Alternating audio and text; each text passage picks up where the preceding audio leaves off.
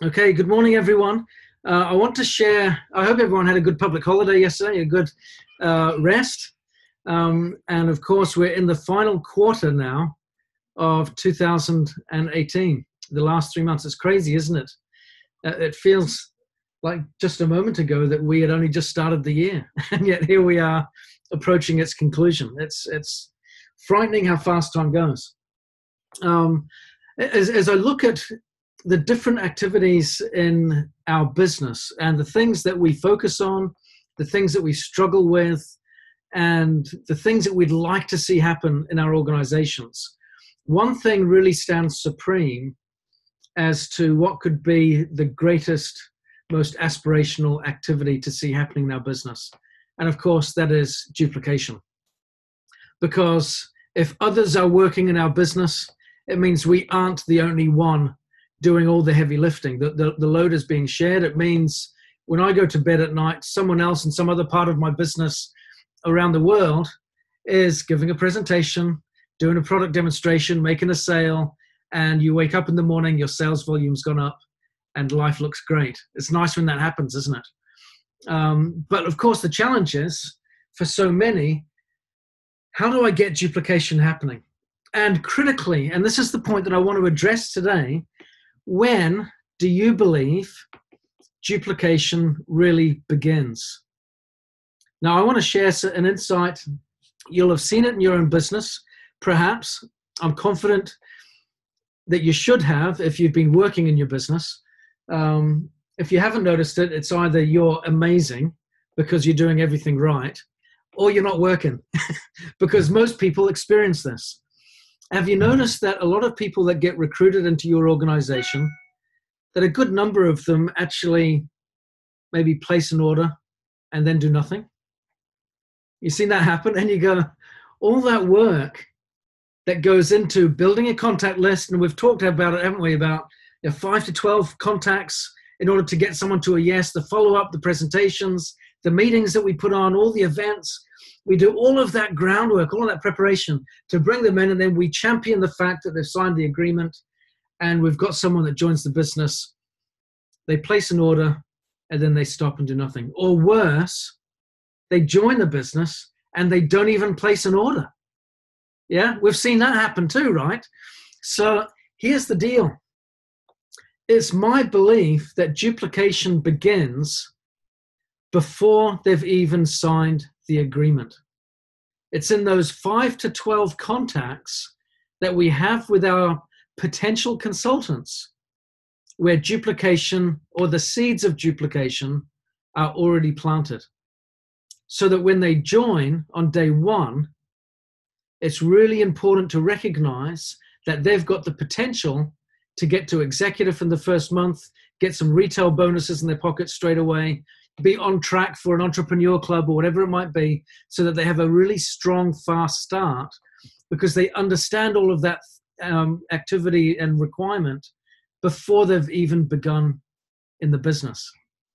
And that's an exciting way to start someone, because when they understand that we're leading with our vision, that we're building something that's bigger than ourselves, that they are building something bigger than themselves, when they connect with that and they get started, the power of that means that they start so much stronger.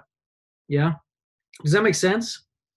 So I want to share with you some things that we can do to help people get started stronger when we sign people up, so that we can have duplication happen quicker, so that we can help people stick around. We can get a greater sense of engagement, retention, and activation with the people that join our business. So I'm not going to sneeze. I might sneeze in just a second. It's coming and going on me. Okay, so I want to share with you some things that we can do to help that process really kickstart strong. The first, of course, like I said, is in the recruitment process, be stronger in sharing our vision with the prospects that we're talking to. We are so confident, for the majority of us in Nikken, in talking about the product, in sharing product testimonials, in giving product demonstrations, and what have you. But we don't always do what we need to when it comes to promoting or championing, advocating the business opportunity. In fact, it's often been my observation in putting together business strategies from a commercial perspective, that whatever I think will be required to get me from here to here, whatever I think it takes, it often requires that. Yeah. So sometimes I think it needs 3 steps to get me from A to C. Actually, sometimes it requires 6 or maybe even 9. So if you're looking to really promote the business with confidence, what I would say is whatever you think you're saying or doing that shows confidence, double it. Do it twice as much. And there is reason for that, because sometimes we underestimate just how much people need to feel in order to be persuaded. Yeah. And that's because we're already persuaded. We're there already. And maybe we've been there for some time. So when someone's brand new and they are not persuaded, then emotionally, because that's what we're trying to do, emotionally, we need to do a lot more work. I heard an example the other day of someone talking about great salespeople know and understand that we need to connect on an emotional level. And they did use an example of a car salesman. I know it's not necessarily a great example to use a car salesman's tactics, but bear with me for just a moment because it highlights a good point. The point that they were making was they understand that it takes emotion to make the decision. Yeah. And it's true, isn't it? To sign someone up and get them started, it takes emotion to get that moving. And so what they'll do is rather than, we'll go to a car yard, we'll walk around, we'll look around. But what they'll be inclined to do is say, oh, open the door. Why don't you just take a seat, sit down, see how it feels? And what they're doing there isn't just making sure that you go, oh, it's comfy. You feel yourself behind the wheel of the car. You go, oh, it's nice. Oh, it's got that nice new car smell. Everyone loves the new car smell. Why don't you just turn the engine on? Listen to how it purrs. Oh, doesn't that feel great? Doesn't it sound great? All of a sudden, well, why don't we just jump in and go for a drive? And what are they doing there? They're appealing to your emotions. Yeah, because before you know it, it's your emotions that are making the decision. I think it's important to highlight that when we're talking about the business, we want to appeal to people's emotions and do it far more than what we expect we should do because we're already persuaded ourselves and they are not. Okay, so I hope that makes sense.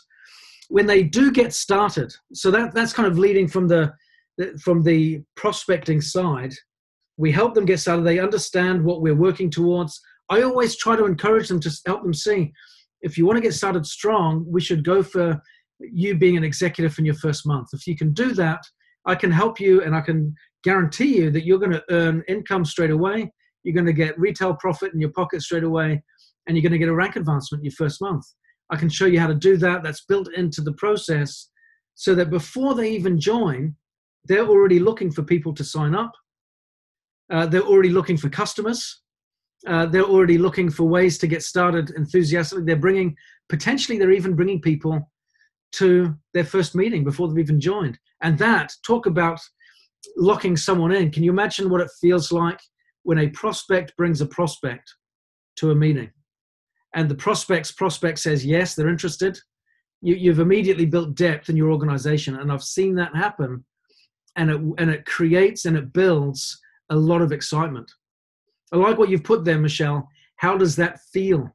Yeah, we've got to emphasize the feelings. Really, really critical. So now let's move on to what we do to help them get started when they join, because it's, like I said, it's in the prospecting and first 30 days where duplication is paramount to really kickstart. So we've emphasized the message, the vision. We want to show them how they can get started strong straight away. We're doubling our efforts in emphasizing the feelings and the value of the opportunity so that they want to start strong and get to executive in their first month. That means when they get started, we've got our work cut out for us. We've got some stuff to do here. So one of the things that we want to make sure that we do is book a getting started appointment with them straight away within the first 24, 48 hours.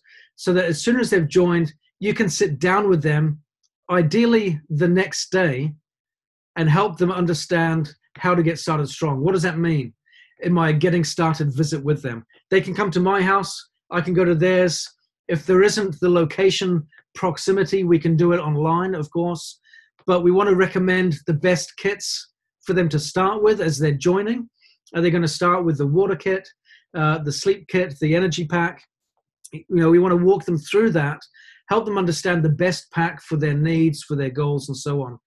We want to walk them through the website, help them become familiar with what the website looks like, how they can use it, how they can place orders, what tools are available in the back office, and of course, what tools are available within the organization.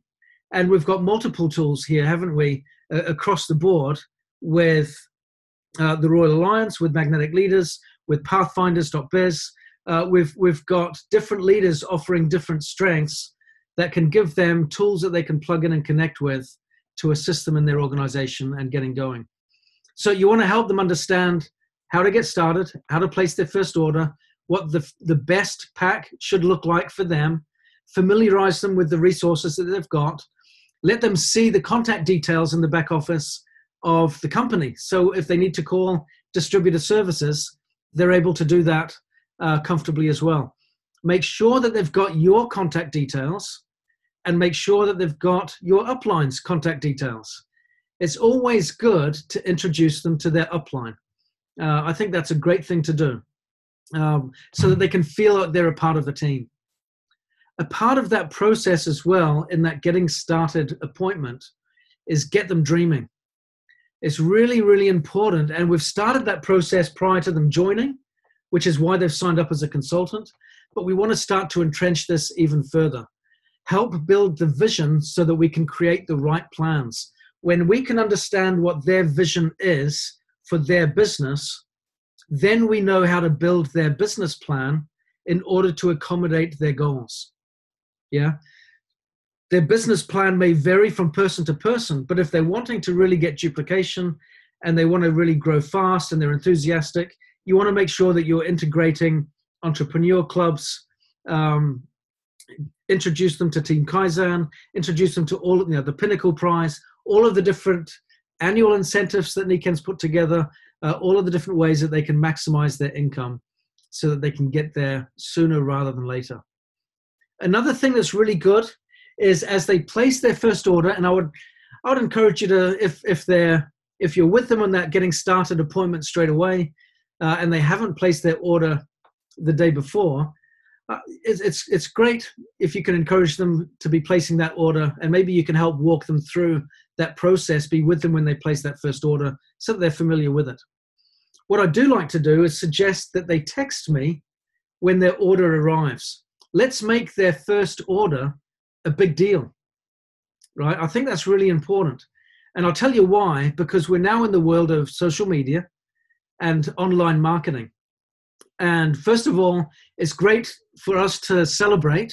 They've received their first order. Exciting. Tell me what it feels like, what's it like, how you're enjoying it, and congratulations. And it's an opportunity for us to give them some immediate recognition. So I think that's great to do first off. The other thing that I would encourage them to do in getting started is to maybe do a live recording of them opening up their first their first order so they can share it online. Because then as they share it online, immediately they're exposing their contact list on Facebook to their new business. And people can start the conversation. And then what it does is it then begins a brand new conversation. Oh, what is it you're opening up there? What is it you've just bought? What is it? And they can start to have that interaction, that dialogue. And I've found that can be really a lot of fun when people start to record online them opening up their goodies for the first time and then showcasing it to others. It initiates conversation and it gets potentially some of those first few contacts with potential customers or potential prospects. It gets that conversation going and gets the ball rolling. And it does it in such a natural and authentic way, which I think is a lot of fun.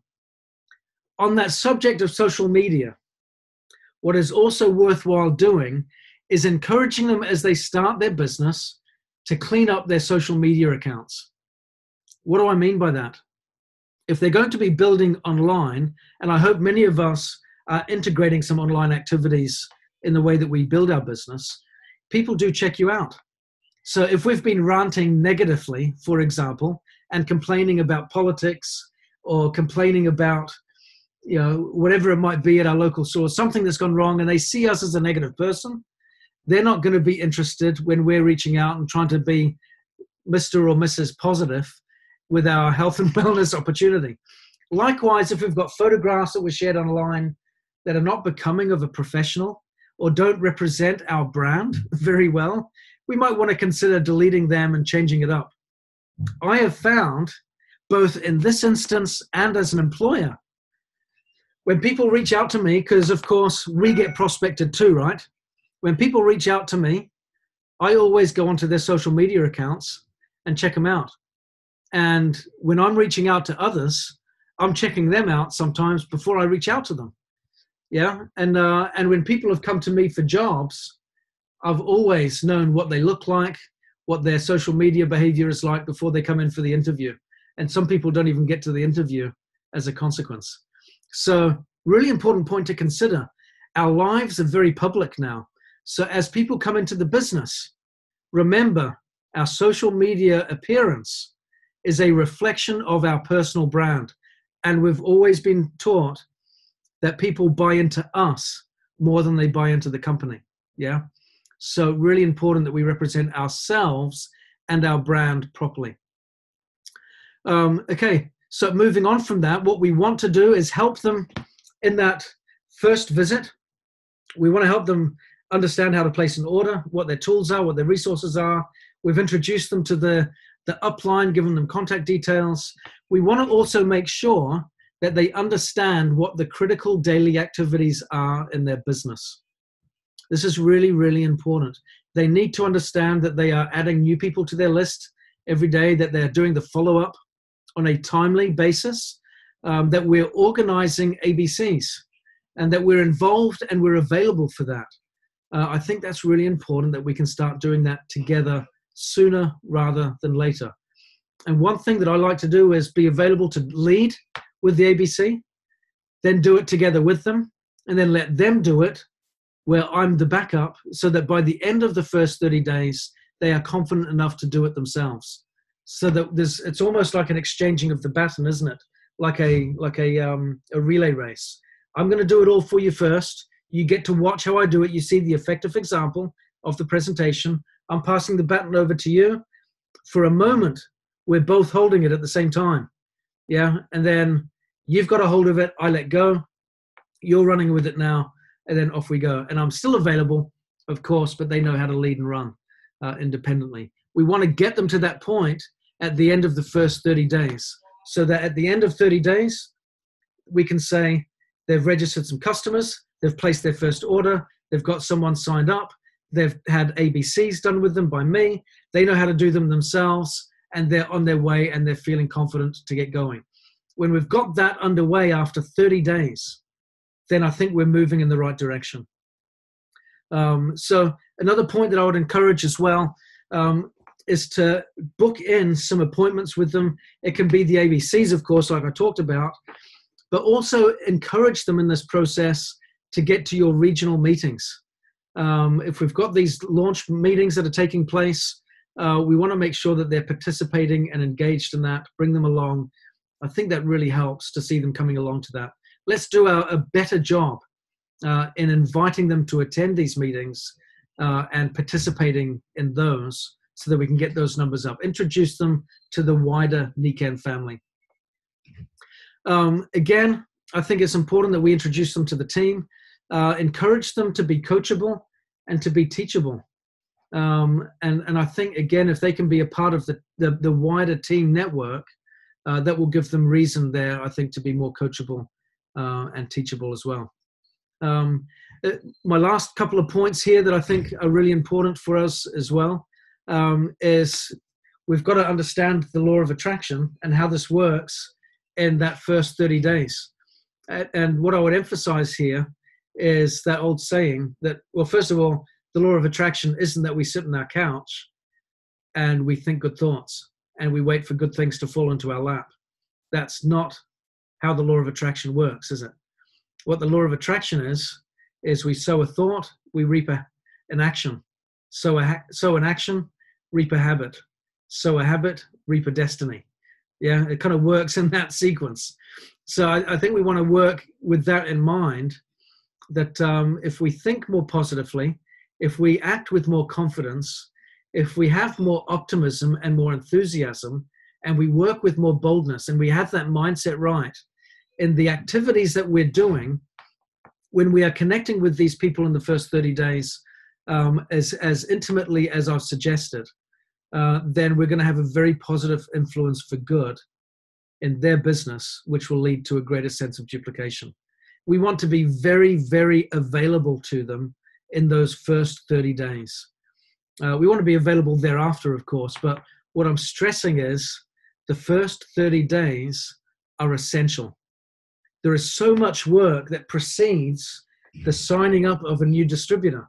Like I said, building contact lists, doing those uncomfortable phone calls that I know so many people don't like doing the emails, extending the invitations, maybe dealing with objections, resolving concerns. Maybe it's taken a long time to build the rapport, inviting them to meetings. We're doing all of these types of things that we've gone through, and yet we still have that conversion rate of when they join, it's still so small where they actually engage and do the right thing.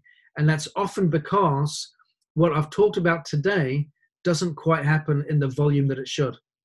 If we can, with greater optimism, with greater enthusiasm, and with more connectivity, be upfront and personal with these people in the prospecting phase in this messaging, let them know that you're with them all the way through so that they can feel confident that they're starting strong, and then be with them all the way through. Because like I said, the celebration begins when they place their first order. That's what we champion. We don't celebrate when they get their first rank advancement. There should have been a multitude of celebrations that took place before then. So let them know we want to cheer you and congratulate you when you place your first order. So let's find out what's the best one for you. Let's make a note of that. Let's get that in. Let me show you how you get that done. And when it arrives, text me so I can cheer and celebrate. What do you think? In fact, what would be great? Why don't you record yourself, broadcast this as you open it up and show it on Facebook so that everyone in your team, in your potential team, will see that you've just started something new, and they can check it out and see your excitement live. Something about that is really invigorating. And there is some great potential there for good as we do that. So that's my recommendations. Here are some of my thoughts today on what we can do to really make a difference in getting duplication happening with greater strength and greater force for good. I hope this has been helpful. I've seen a few people taking notes, and again, it has been recorded. Please share this with your teams because of all the questions that I get asked, perhaps one of the most common is around getting started stronger. People want to know how to do a better job of getting someone started right. And I think this is a subject we can all do much better at teaching, training at, and leading from the front on. And I include myself in that. So thank you all very much, and we'll speak to you soon. Take care.